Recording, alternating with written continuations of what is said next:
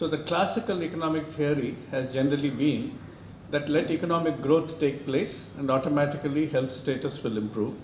And unfortunately, some of the economists who are currently guiding the policy still believe in that kind of philosophy as a given. The so-called Preston curve, which looked at the relationship between per capita GDP and increase in life expectancy, showed that at low levels of per capita GDP, the life expectancy is low, and as the per capita GDP increases, life expectancy tends to increase up to a level. By the time you reach about 4,000, 5,000 per capita GDP, the slope actually doesn't look sharp at all, and it becomes plateaued off, and there are very little incremental gains. So income does help, but only to a certain extent. But what is more important for us to recognize is what, as Wilkinson and Pickett and a number of others have shown, at any given level of per capita GDP, at a comparison with countries with similar per capita GDP, countries with a higher level of equality within society have better health indicators, better social indicators of any kind compared to countries with a higher level of inequality within those societies. And the Gini coefficient, which has the ratio of the highest income to the lowest income, is one of those. But equality, in whichever way measured, if you have a higher level of inequality in a society, everybody pays the price. The poor will of course pay the price, but even the rich in unequal societies fare worse than rich in equal societies. This has been very clearly demonstrated for any level of per capita GDP. So it is possible to achieve better returns for any investment in health, provided the society has a greater level of equality within that society. And this is easily understandable in a number of ways. I mean, after all, the richest man may live in the most expensive building in Mumbai, but if the slums around him breed infectious diseases, he or others may not be totally immune from that. So whether it is dengue or chikungunya or any other mosquito-borne disease or any other condition, so you have that level of inequality affecting everybody else in society. Infectious diseases are a clear-cut example. But in very many other ways also, it affects. Even for chronic diseases, it affects. So if we are really believing that equal societies are better than unequal societies, we are thereby enunciating the principle of social solidarity. That means we are a society that believes greatly in solidarity of everybody who resides in that society, whether it is within a country or as a global human family. Now it is this solidarity which is the fundamental basis of universal health coverage. Because without subscribing to that understanding of social solidarity, we cannot create a system of universal health coverage. Because the idea of universal health coverage basically comes from a very simple principle, that the entire population should form one large risk pool. Now everybody in that pool does not fall sick at the same time. Some people fall sick, but most people stay healthy. But if everybody is contributing either through taxes or through some insurance scheme, and we'll come to the difference between taxes and insurance scheme later on, then those who fall sick at any time are cross-subsidized by the large number of healthy people at that time. Of course, people migrate from the categories. I may be healthy for 3 years, I may be falling sick the 4th year. But in general, in a society, the healthy will tend to cross-subsidize the sick, and the poor will cross-subsidize the rich if it is particularly a tax-based scheme. In a progressive tax system, the rich should pay more taxes, and thereby, if that is being invested in health, for providing health services, they are also cross-subsidizing the poor. Now that is the basis of solidarity, which creates a good system of universal health coverage. Now universal health coverage came up because of the protests against inequality and the health consequences thereof in Germany in the 19th century, when the labor unions started protesting and becoming active against so many things which they felt were unfair. And Bismarck, who was the chancellor, thought that he must satisfy the labor unions before the society erupts. And therefore, he started the system of social insurance scheme in which he provided for this kind of benefits for health. And ultimately, that became the forerunner of universal health coverage in Germany. And later on, the UK with the Beveridge Report and Aneurin Bevan with the Labour government adopted their version of universal health coverage and created the National Health Service. But again, there the whole principle of social solidarity and cross-subsidization become the hallmarks of any system of universal health coverage. The question is, what is universal health coverage? Now, the WHO defines it as ensuring that all people, underline all, receive the health services they need without incurring financial costs which are catastrophic or which are problematic in terms of having unaffordable healthcare costs. So in a sense, they are looking at three elements. They are looking at full population coverage, they are looking at a range of services to be provided, and they are also looking at a substantial amount of cost coverage, so that without incurring financial risk, that's what the actual terminology of the definition of WHO says, without incurring financial risk. That means there should not be out-of-pocket expenditure.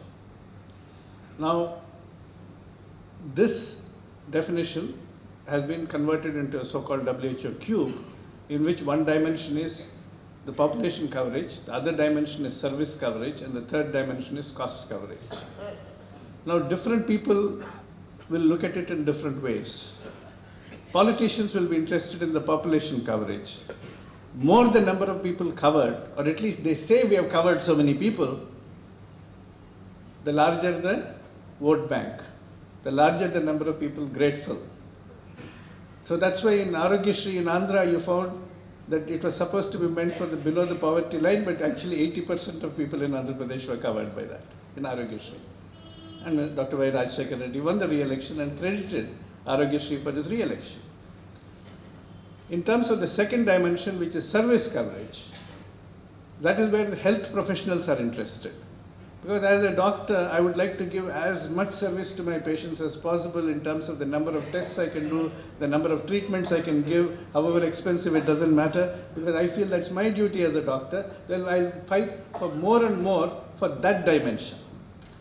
Now, the administrators and the economists will fight for the third dimension, that is cost coverage.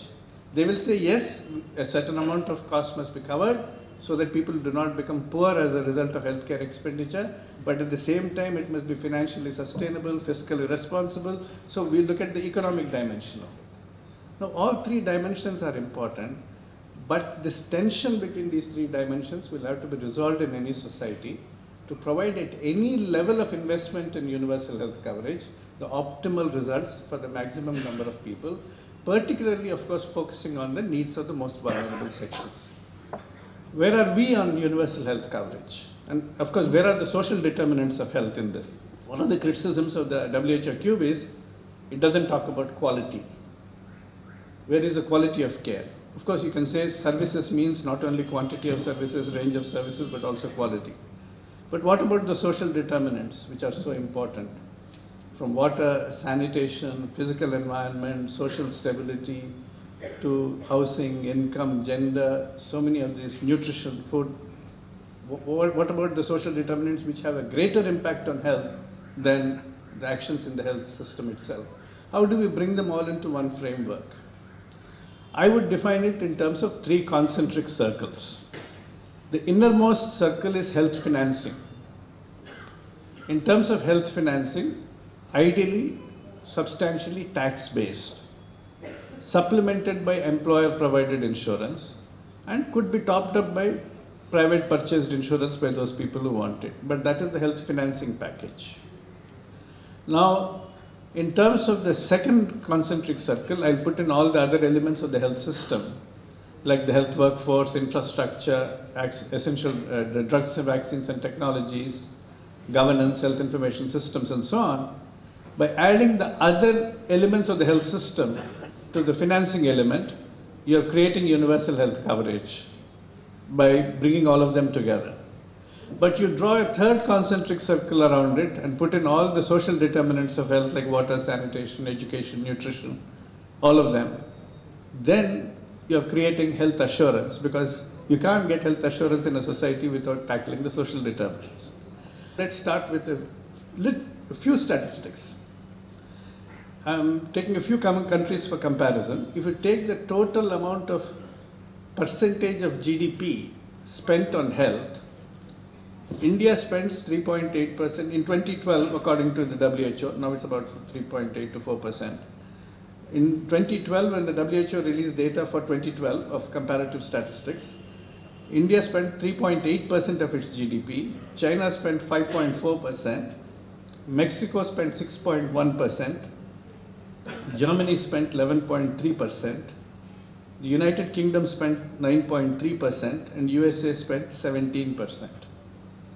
Now, what USA spends is not the right amount. They are now spending about 18 to 20% without getting the health results for it. So that's certainly not the best example. What India spends is not the best example. 3.8% and having very poor health indicators. Our Human Development Index, we are 130 to 136 in various years, mainly because of neglect of health and education. So that's not an example. Mexico around 6% may be the thing that we should be looking for. UK, of course, spends 9.3% because of the NHS system. But what is more important is how are they spending it? Where is this money coming from? If you look at the percentage of health expenditure that is coming from public financing, that means government financing, India in 2012 spent 30.5%.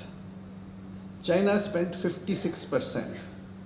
Mexico spent 51.8%, Germany spent 76.7%, UK with NHS spent 84%. 84% of health expenditure was from public financing.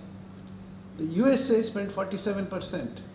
Surprise of surprise, what we think as the most privatized health system in the world, the United States of America, 47% of the health expenditure was government spending, whereas we in India were spending 30%.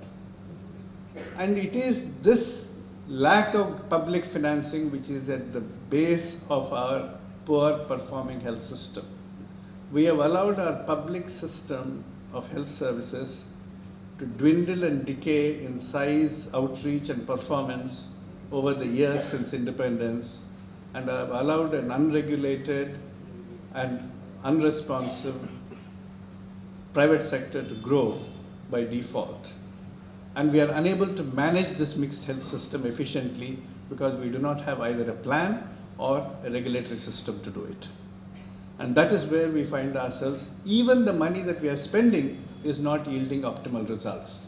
If you have a health system with very little of trained and numerically deficient health workforce, if you do not invest in infrastructure, if you do not invest in essential medicines and vaccines and drugs to be supplied without stockouts, then you will have a feeble system which lacks absorptive capacity and appropriate utilization capacity. This is the problem that we are seeing with our planners now.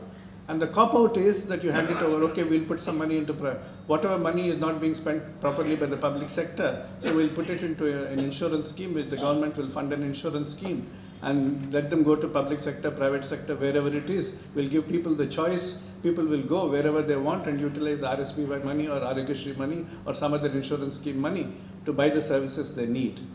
And therefore the government has fulfilled its responsibility. Now, where is the problem with that argument? These are schemes that are only providing coverage for secondary hospitalized care or tertiary hospitalized care. Not even full coverage at that. Only part of the coverage will come from this, because after all, with 30,000 rupees of RSBY, you may not be able to cover the full procedure. Apart from add-on costs during hospitalization, the outpatient care costs of primary care or secondary follow-up care and drugs and diagnostics are not met. The costs of repeat visits are not met. 72% of all out-of-pocket expenditure in India comes from outpatient care, especially medicines.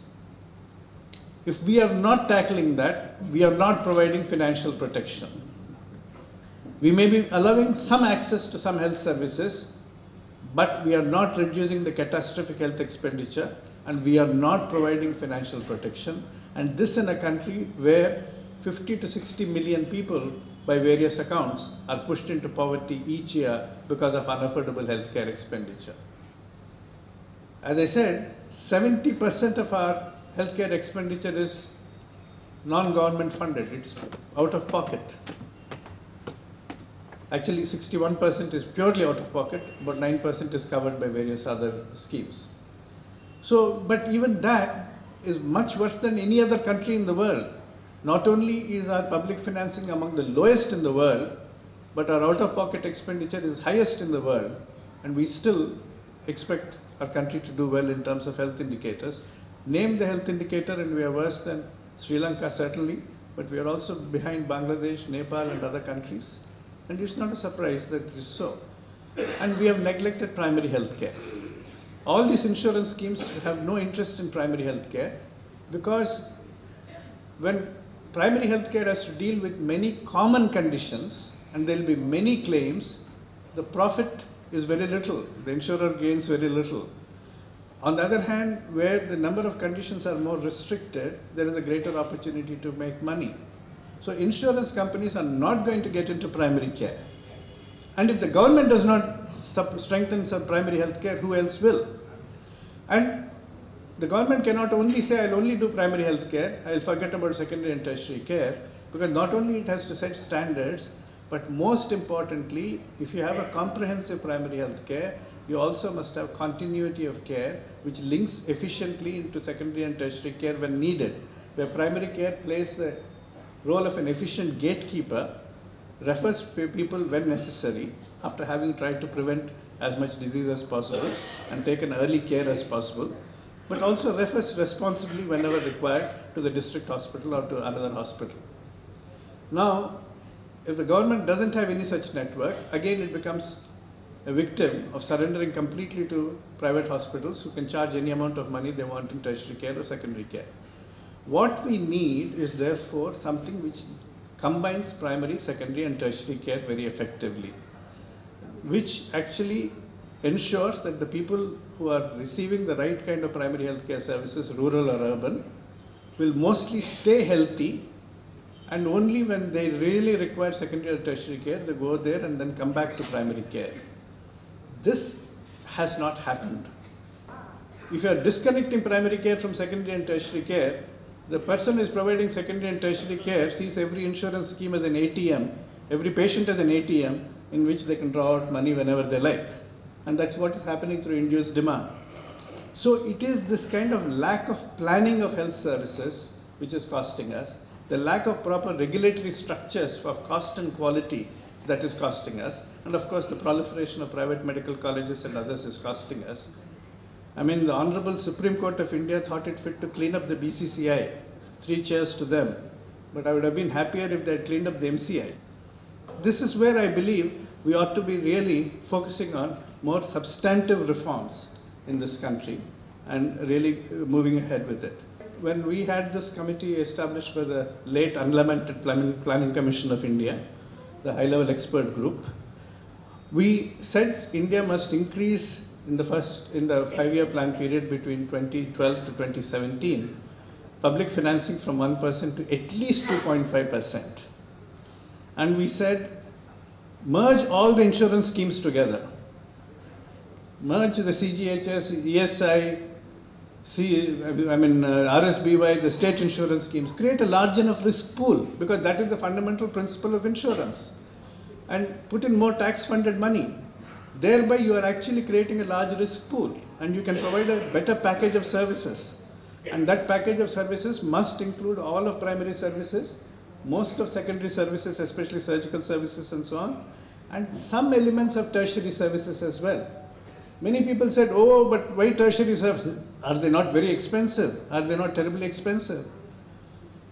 Yes, but suppose a young man in a village in Odisha gets a snake bite and requires either a ventilator or dialysis to survive. Will we say this is tertiary care, you are not entitled to it? If a woman, because of a mishandled delivery, has a ruptured uterus or later on develops a vesicovaginal fistula, do we say this is not tertiary care and send her away? So there are certain elements of tertiary care which we'll have to build in. Childhood leukemias, for example. Of course our resources are limited. We'll not be able to cover all conditions on day one. It may take a decade, 2 decades to get much higher levels of universal health coverage. But at every level of evolution of UHC, you must keep in mind what is required for the largest number of people, that is primary health services, and is what is required for the most vulnerable sections of the people, the poor, the women and the children. If you can do that, then at every level we can actually plan a reasonable delivery of services and then move ahead with it. At the same time, we must invest in health workforce. A financial entitlement will remain on paper if we do not build up a adequately multi-skilled, multi-layered health workforce. And for primary care, we don't have to be doctor dependent. Basically, a large number of frontline health workers who are technology enabled, whether they are nurses or community health workers, can perform most of the functions of primary health services in rural areas and even in urban areas. And where occasional physician supervision is required, that can also be built in. Now, this is a very funny world where we are lamenting that the economy is in a slump. We have to create more jobs to revive the economy. Okay? We have a great shortage of health workforce. Why are you not investing in creating more jobs in the health workforce? More specialist doctors, more basic doctors, more nurses, more allied health professionals, more community health workers. You'll be creating more jobs for young people, especially women. Our so-called demographic window of opportunity, we're going to get a large number of young people yearning to get into the labor market. It seems to such a logical match to look at job creation for economic revival and health workforce expansion to meet the needs of the health system. But this requires a little bit of political sagacity, because economists will advise that real wealth is not created by spending in the social sector. Only in the manufacturing sector you are creating added value. But you are creating a huge added value in terms of reviving not only the employment and thereby consumer spending, but you are also improving the quality of human life and their productivity in this country. So it is this that has to be really ingrained now into the economic thinking of this country. And for that we need all sections of this country to unite and work together. So we said supply health workforce. Then we said if the lowest hanging fruit is supply of essential medicines and diagnostics through public facilities, will only cost 0.5% of the GDP. With that you will be able to substantially reduce the out-of-pocket expenditure. You will be able to increase the confidence of the people in the public system. When Rajasthan started following the Tamil Nadu model and started providing essential drugs in public facilities, the attendance of people at primary health centers started improving. That means people were now having a greater confidence in the public system. Then we said, set up appropriate regulatory systems, merge all the insurance schemes, where you have to contract private providers to supplement services being provided by public providers, then contract them in a responsible manner so that they act as an extension of the public system with clearly defined deliverables and accountability mechanisms. We said first strengthen the public system, not only the primary healthcare system but also the district hospitals. Add more new medical colleges and nursing colleges to district hospitals and develop them as major training centers and improve their ability to deal with secondary care and some elements of tertiary care. And when we said public-private partnerships, yes, but public-private partnerships should not be partnerships for private profit. PPP doesn't mean partnership for private profit. PPP should mean partnership for public purpose. Define the public purpose first. Define what are the deliverables and what are the accountability mechanisms. So we brought in all of these elements into our recommendations. We said for this you require robust regulatory structures, both at the central level and state level. Unfortunately, none of this has really happened. And we are now seeing that the center is suggesting that the states should take care of most of health. I mean, they are looking at infrastructure, energy, and so on and so forth. The social sector spending is now being mostly diverted to the states. On the plea that the Finance Commission of India has now recommended and the center has accepted that additional 10% of the central tax revenues will flow to the states. So from 32% to 42%. This is a very notional and illusory increase, because with the cutting down of central assistance to state plans and phasing out of central plans, actually it's not a 10% increase, it's more like a 3% increase. But even there, where is the guarantee that this additional money that is flowing to the states will be spent in health? And where is the guarantee that the money that, even if it is spent in health, will be spent on the right priorities for strengthening primary health services? We have no such assurance. We definitely do need also a national framework. It can't be every state for itself. So, state autonomy is good in a federal structure, but it also means that better performing states will actually utilize money better and advance. The poorly performing states will not, and they will lag behind, and health inequities in India will grow. It also means that there will be no portability.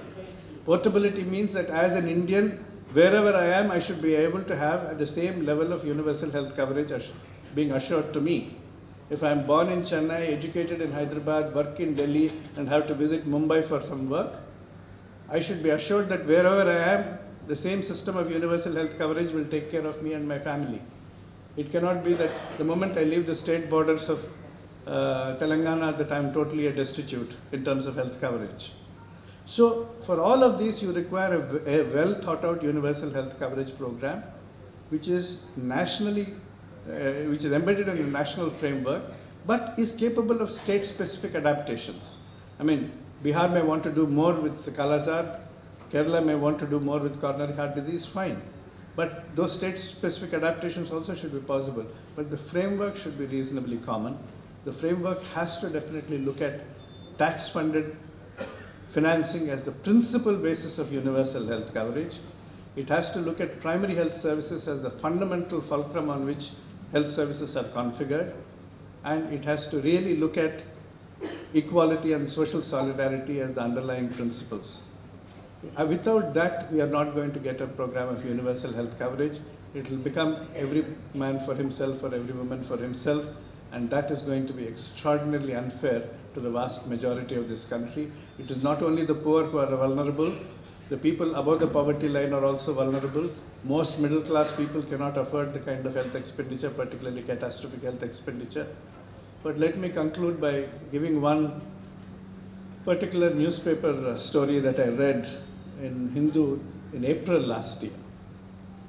In April, somewhere in the inner pages of Hindu, in a very small box, in a short snippet, it was written about a tribal family in Odisha, Mayurbhanj district, I think. The father sold his 2-month-old son for 700 rupees to buy medicines for his wife who was sick. The wife had delivered 2 months earlier. Now she is not covered by any scheme, or even if there are schemes, they were not aware of it. Just to buy medicines. Now look at this heartrending dilemma for a father. Does he take care of his son or does he take care of the wife? Well, he had to sell the wife, sell the son, he thought. And who purchased the son? The baby, 2-month-old baby. Asha from a neighboring village. Now this tells us so many things, how inadequate the health system is in terms of reaching services, and how a representative of the health system is also failing in the duty to ensure that the mother gets the necessary care without having to resort to this kind of tragic sale of a child. This may not be an exception. This possibly is not an exception. This kind of tragedies are visited on so many families because of unaffordable health care. And we have to ensure that not only in terms of so-called economic productivity of healthier people, but also as a matter of right, we recognize universal health coverage as something that we ought to adopt.